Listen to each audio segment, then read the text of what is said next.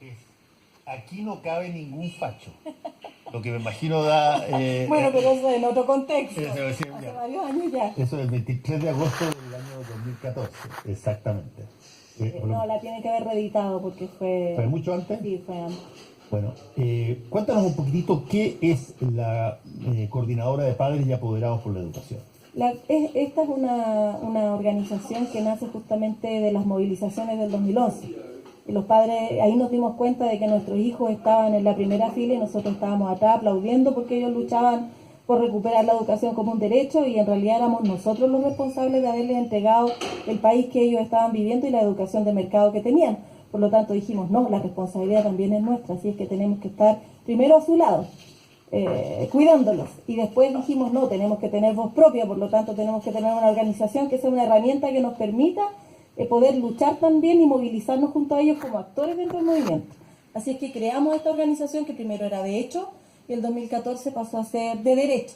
Sacamos personalidad jurídica con toda la legalidad que eso y la responsabilidad y los deberes que de ellos implican, que significa tener una organización con estatutos, que significa tener una cierta regularidad en la presentación de documentos. Pero es muy caricaturesco esto de decir estos son los papás que apoyan las tomas, digamos. No, eso es caricaturesco, claro. Nosotros luchamos por el derecho a la educación. El derecho a la educación no solamente significa atrincherarse en un espacio. Nosotros no somos estudiantes, no somos nosotros los que nos tomamos los colegios, somos apoderados y luchamos por la inclusión, luchamos por las reformas, luchamos porque de verdad en Chile no exista la segregación escolar que existe. Yo quiero que mi hijo pueda estar en su escuela en un ambiente que signifique que el día de mañana va a ser un ciudadano con todos los derechos igual que cualquier otro que nació en otra familia. No quiero que mi hijo tenga espacios de islas donde no se junte con otros. Quiero que la escuela sea un espacio de encuentro. Y eso es lo que hemos tratado de llevar adelante. Por lo tanto, claro, es caricaturesco decir que somos los padres que apoyamos las tomas, porque incluso ni siquiera para nosotros las tomas son una herramienta. Por lo tanto, no es a priori decir estamos de acuerdo con las tomas o estamos en contra de las tomas. Depende del momento, depende de las circunstancias y depende para qué queramos usar o no un espacio como una toma. El movimiento estudiantil que partió con los pingüinos en el 2006, que siguió el 2011 muy fuerte con todo el movimiento social estudiantil, consiguió instalar el tema de la educación en prácticamente todos los programas de gobierno de cualquier candidatura, y eso hoy día, ya sea para intentar corregir cosas o para intentar profundizar cosas en términos de la reforma educacional, llegó para quedarse y no hay tutía. Lo quiero recordar así, Dafne, porque cuando la presidenta Bachelet llegó, hizo campaña en su primer gobierno, no figuraba la reforma educacional en ninguna parte de ningún candidato. Así es. Y por lo tanto, esto es una cosa relativamente reciente, tiene no más de 8 años, y por lo tanto, la pregunta es ¿qué tanto sienten los padres y apoderados, en el caso de la Coordinadora de Padres y Apoderados de la Educación, de que este es un tema que requiere, entre otras cosas, que participen los padres y apoderados de la educación? Y lo digo porque hay gente que considera que esto es que básicamente la participación es votar o decir queremos una reforma educacional y que todo el resto de la cosa lo hace el Estado. Eso tiene que ver con el concepto de democracia que uno pueda defender. Si uno cree que la democracia es justamente solo representativa y no participativa, se resta de los procesos y solamente espera que las leyes sean aprobadas por el Parlamento y que sea el Ejecutivo quien tenga la iniciativa en términos de estas leyes o de las transformaciones. Si uno se para desde el movimiento social y desde las transformaciones en Chile, tanto como padres y apoderados, como estudiantes, como asistentes de la educación, como profesores, como ciudadanos, como personas de este país, justamente miramos esto con la cara de si yo opino, si yo organizo, si yo participo, entonces de esa manera, junto a mi hijo y junto a la comunidad escolar vamos a poder transformar este Chile, pero para todos. Yo no quiero transformar solo para mi hijo, no quiero que la gratuidad sea para el mío y no para el tuyo. Yo quiero que esa gratuidad sea para todos. Y eso se construye como país, y como país tenemos que repensarlo y tenemos que pensar las estructuras para poder tener una participación real y efectiva. Y significa que, por ejemplo, cuando se hacen las leyes, en los proyectos de ley, debería haber participación también de las organizaciones en esa construcción para que en el momento que esa ley se aprueba, tenga la validez suficiente y no tenga justamente el problema de rechazar y rechazar y rechazar una ley porque no la conozco. A ver, Dafne, ¿cómo se hace eso? Porque en la democracia representativa tú escoges personas que te representan y que a su vez esas personas legislan y se tienen que informar y reciben el input de los distintos gremios y organizaciones sociales, pero a la hora de la hora se elabora un proyecto de ley y se vota en un lugar que se llama Congreso. Por ejemplo, cuando los profesores tuvieron toda la crítica a la carrera profesional docente, al proyecto de ley que presentó el Ejecutivo, se hizo una mesa tripartita finalmente, es decir, estaba el colegio, estaba el Ejecutivo y estaba los parlamentarios. En una mesa los tres conversando y discutiendo acerca del proyecto y finalmente el proyecto que salió, si bien es cierto, no es el mejor proyecto más representativo de toda la sociedad chilena, yo creo que es un proyecto que ayudó a los profesores a avanzar. Entonces, se puede hacer el ejercicio. No necesitamos solamente delegar, sino que también necesitamos sentirnos parte de ese ejercicio democrático y constructivo para hacer un aporte real y concreto y sentir que esas demandas también, no solo las demandas son nuestras, sino que las soluciones a esas demandas también lo son. Y ahí tenemos que pensar que lo político y lo social tienen que ir de la mano. Tiene que haber concordancia entre lo político y lo social. No por nada la presidenta Bachelet presentó al país este programa de gobierno que presentó. No por nada hemos tenido el camino que hemos tenido con una derecha que se ha opuesto rotundamente a avanzar en los derechos civiles, los derechos ciudadanos, los derechos del pueblo, porque justamente ellos tienen una mirada de país excluyente, tienen una mirada de país no de derechos, sino que solamente más bien de mercado y de competencia.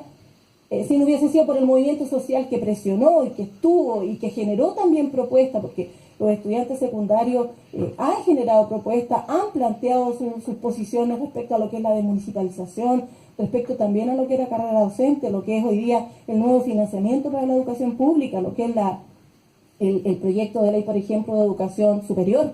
Los estudiantes tienen propuestas. Ahora, si esas propuestas no son consensadas, conversadas, discutidas en los espacios con los parlamentarios, por supuesto que se produce una dicotomía. Queda la calle por un lado y el Congreso por el otro, y el Ejecutivo que presenta, y ahí en esa negociada a veces justamente la derecha impone a través del Tribunal Constitucional y nos deja amarrados. Déjame hacer de abogado de la derecha aquí. Por supuesto. Tú mencionas a la derecha básicamente como personas perversas que lo que quieren de alguna manera es mantener su privilegio a como de lugar y para eso ordenan o reordenan las cosas de acuerdo a sus intereses.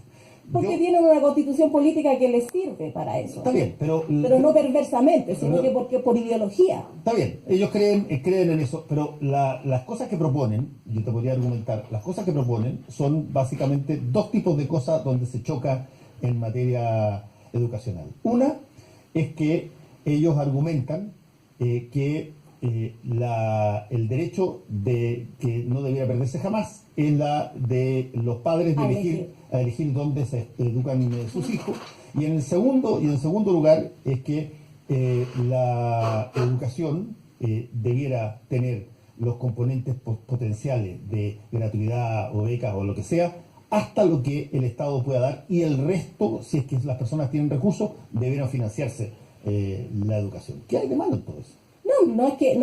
Esa es la visión de un sector de este país que por mucho tiempo gobernó con el garrote y que generó una constitución que nos dejó amarrados. Hace mucho tiempo que están sin garrote y votando en todas partes. La constitución es la constitución. Salvo que recuerdo que el expresidente en ese entonces, Ricardo Lagos, dijo que teníamos una constitución democrática por primera vez, ¿o no?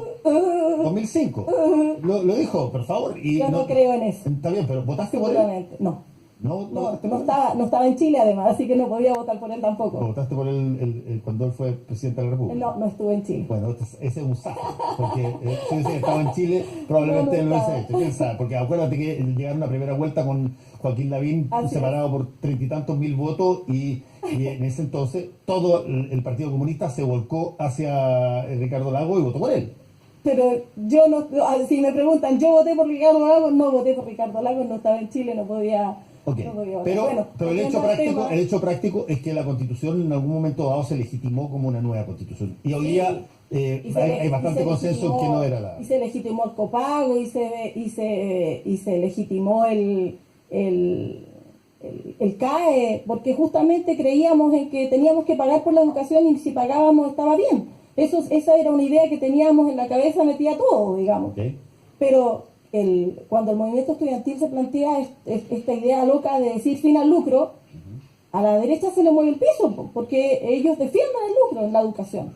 Y cuando dicen que los padres tenemos el derecho a elegir y que eso es consagrado y hay que seguirlo consagrando, claro, por supuesto que a los padres nos gusta elegir la educación para nuestros hijos, pero en igualdad de condiciones, no en desigualdad de condiciones, no con la segregación escolar que tenemos, ni tampoco con la segregación de país en términos de distribución de los recursos. O sea, si tuviéramos todo, claro, uno dice un per cápita de 600 y tantos mil pesos, sí, pero la realidad en Chile no es de las familias, del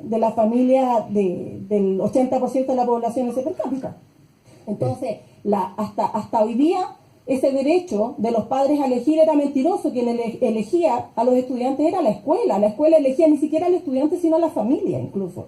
Entonces, la ley de inclusión se planteó terminar con esa discriminación, se planteó justamente poner en igualdad de derechos o de condiciones a las familias, a los estudiantes, y generar a través de la gratuidad, a través de justamente terminar con el copago, esas diferencias. Estamos conversando con Dafne Concha, presidenta de la Coordinadora de Padres y Apoderados por la Educación. Dafne, ¿cómo tú evalúas lo que efectivamente ha pasado? Tú tienes una situación de pérdida gigantesca de educación pública, gente que se ha ido en los últimos años a la particular subvencionada. Hoy día hay una serie de colegios que han preferido ser particulares pagados antes de aceptar las reglas del juego. La gratuidad iba a ser para todo el mundo en la universidad, ya estamos en un 50% y con una expectativa de 60%, así que la podemos financiar. ¿Cómo explicas tú todo eso? Bueno, eso se explica porque no tenemos una correlación de fuerzas que sea absolutamente favorable en el caso, por ejemplo, de la gratuidad, para poder tener hoy día, poder hacer las modificaciones legislativas, porque por ejemplo nosotros podríamos tocar el 10% de la ley reservada del cobre para la Fuerza Armada, podríamos redistribuir los ingresos en Chile, ya tenemos claro cómo fue la reforma tributaria, que no fue lo suficiente para poder justamente costear la gratuidad en la educación superior, y la derecha fue al Tribunal Constitucional justamente para impedir que la gratuidad fuera universal, y se tuvo que hacer a través de ley de presupuesto. Pero lo que nos estás diciendo, Dafne, en las dos respuestas que acabas de dar, y creo que son muy precisas, me estás diciendo, chuta, es que hubo errores en la cosa. Me dijiste, se condoriaron en la reforma tributaria porque no alcanzó. Lo que el Ejecutivo ingresó al Congreso y lo que salió del Congreso no es lo mismo. Bueno, que en la democracia a veces sucede eso, que tú metes una cosa al Congreso y dentro del Congreso las personas que uno eligió para que lo representaran y emitieran leyes sacan una cosa distinta. ¿Es verdad? Por eso digo que la correlación de fuerzas no fue la suficiente, porque nosotros, en el escenario que teníamos, con el movimiento social, con toda la presión encima, el análisis me imagino que tiene que haber sido, nosotros también pensamos que íbamos a ser capaces de presionar lo suficiente, pero nos faltó un elemento, porque era la unidad de este gran movimiento para poder lograr, porque... ¿Has visto un elemento más ausente en los últimos 3 años y medio que ese? Es por eso. Bueno, pero resulta que eso es como quejarse, como que alguien diga, chuta, yo quería el Lamborghini ese extraordinario, McLaren, faltó un elemento, no tengo la plata, faltó un elemento. Obvio que no vais a tener el Lamborghini si no tenéis plata. Si no tienes unidad, se te deshace todo. Pero no la tienes por alguna razón, por una causa. La presidenta Bachelet ganó con el 63% de la población después del caso Cabal en febrero del año 2015. Se viene abajo todo. Hay razón. Y por lo tanto, esas son heridas autoinfligidas, esos son errores no forzados, no hay que ir a mirar a la derecha para decir, mira lo que ustedes no hicieron, eso fue totalmente... Justamente, y esto en política es así, y hoy día estamos frente a una falta de credibilidad, quizás todo ese movimiento social que presionó para estos cambios, hoy día está tan dividido, está tan en sus parcelas, mirándose con desconfianza unos a otros, que es muy difícil pensar en cómo capitalizar nuevamente desde el movimiento social esa unidad para poder ejercer realmente la presión que necesitamos para que se legisle a favor de esas grandes mayorías, porque uno habla de las grandes mayorías, pero esas grandes mayorías, ¿cómo se expresan? Ahora, Dafne, ¿qué es lo que ustedes como organización, en la Coordinadora de Padres y Apoderados por la Educación, en lo que está pasando hoy día, cómo ya con un carro lanzado, el motor andando. Sí. ¿Ya? ¿Cómo tú corres y te subes? ¿Cómo entras a la reforma educacional cuando la cosa está lanzada y muchas cosas, desgraciadamente, son irreversibles a esta altura? Bueno, para nosotros es muy importante el trabajo en terreno. Nosotros tenemos siempre, nuestra mayor fuerza está en, por ejemplo, los movimientos por el no cierre de las escuelas. Porque son escuelas que por lo general no son el Instituto Nacional, no son el Liceo 1, no son el Confederación Suiza, no son el IMA, no son los colegios de Santiago, son los colegios de Cerro Navia, son los colegios de la Florida, son los colegios rurales. Ayer Daniel Matamala en Aquí está Chile dio una cifra que me impresionó. Él dijo que, de acuerdo creo que alrededor del 59 o 60% de todos los colegios eran colegios rurales. No eran necesariamente los colegios que uno conoce o que son más nombrados. Así es, pues sí, este Chile tiene mucha diversidad a lo largo y a lo poco ancho. ¿Y qué pasa con ese movimiento? En esos movimientos justamente hay apoderados que defienden su escuela y son por lo general escuelas que nacen de tomas de terreno, que vienen con una gran historia, yo diría patrimonial, de ese patrimonio vivo que tenemos hoy día. Y estas escuelas, justamente por la municipalización de la enseñanza, pasaron de terrenos fiscales algunos a ser municipales. Y en este traspaso hoy día los alcaldes, varios alcaldes, no uno, varios ya lo han hecho, en Pirque también se hizo, cierran escuelas y después resulta que estos terrenos quedan ahí para uso municipal. Y hoy día tenemos el caso, por ejemplo, en la Florida, de una escuela, la Escuela Cataluña, que el alcalde la cerró en 2013, que ahora la vende, quiere vender el terreno de esa escuela porque necesita... ¿Dónde se fueron los niños de esa escuela? A distintas escuelas donde pudieron irse, porque ahí no hay soluciones. Lo primero que se plantea es que se les va a traspasar, se les va a comprar uniformes, se les va a llevar en buses, que van a tener el oro y más que el oro, porque justamente se dice que para mejorar la educación los trasladan a otro establecimiento para poder mejorar las condiciones, pero resulta que las escuelas quedan cerradas y abandonadas. Y justamente lo que estamos viviendo hoy día en la Florida es revivir esto que pasó el 2013 con escuelas cerradas. Hoy día el mismo alcalde está queriendo cerrar 3 escuelas más y sus comunidades son las que se están organizando para defender sus escuelas. Ahora el alcalde es sostenedor de las escuelas. Es sostenedor de las escuelas. Es sostenedor de las escuelas y él, me imagino, estoy haciendo una hipótesis, estamos hablando de Rodolfo Carter, ¿verdad? Sí. Ya, él debe pensar, mira, el presupuesto que yo tengo para educación no me alcanza para sostener todas las escuelas, tengo que hacer algo ya, reduzco 3 escuelas y reorganizo a las personas en otros lados. Eso está contemplado como posibilidad también económica, ¿no? Así piensa un administrador sostenedor municipal. ¿Cómo lo harían ustedes? No. ¿Cuál es la alternativa? Cerrar escuelas, eso yo creo que es una alternativa que no existe. Ok, pero supongamos de que la lógica de cerrar escuelas no se permite. ¿Cuál es el mecanismo por el cual uno puede mantener la escuela si es que no tiene los recursos para poder hacerlo? Es que cuando si yo fuera alcaldesa, si yo fuera responsable de la educación en mi comuna, no podría pensar que la primera solución que tengo es vender un terreno de una escuela o cerrar una escuela.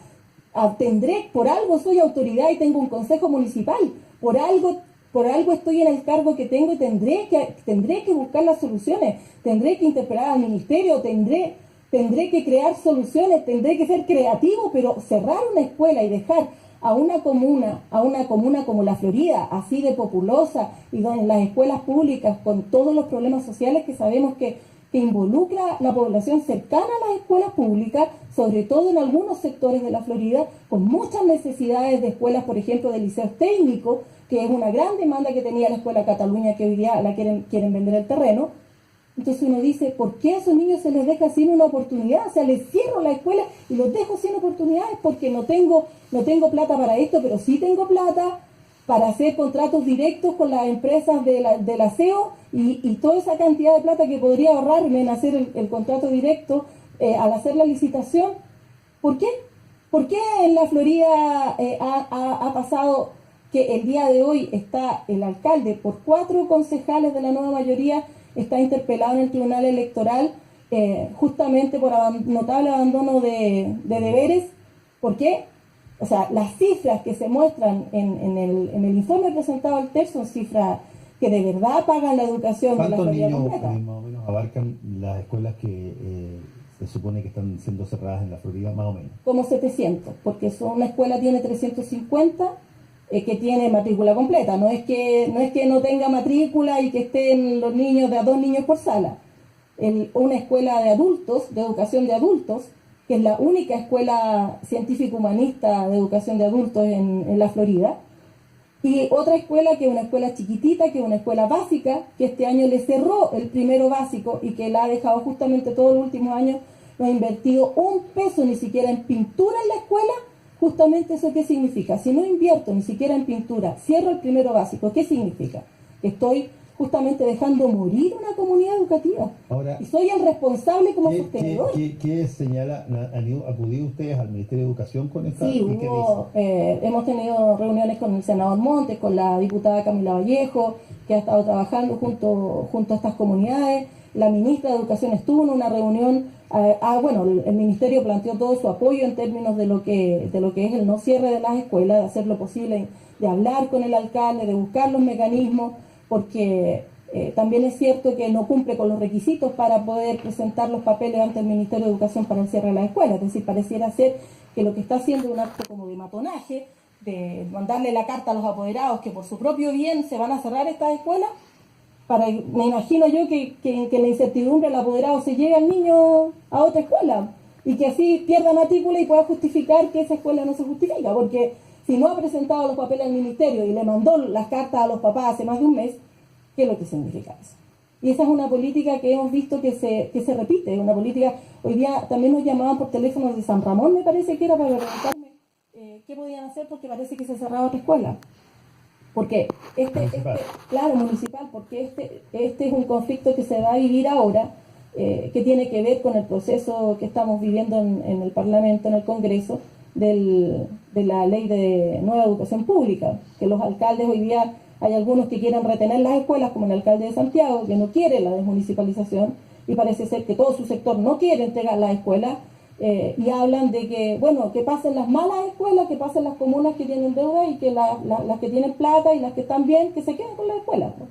O sea, si queremos terminar con la segregación escolar, no podemos tener sostenedores municipales, sostenedores del ministerio, sostenedores particulares subvencionados. O sea, aquí hay que regular el sistema, porque acá lo que importa es resguardar el derecho. Si yo resguardo el derecho a la educación, entonces de esa manera, sí, los padres podemos elegir, pero podemos elegir de una mejor manera, porque el Estado nos garantiza de alguna manera esa elección.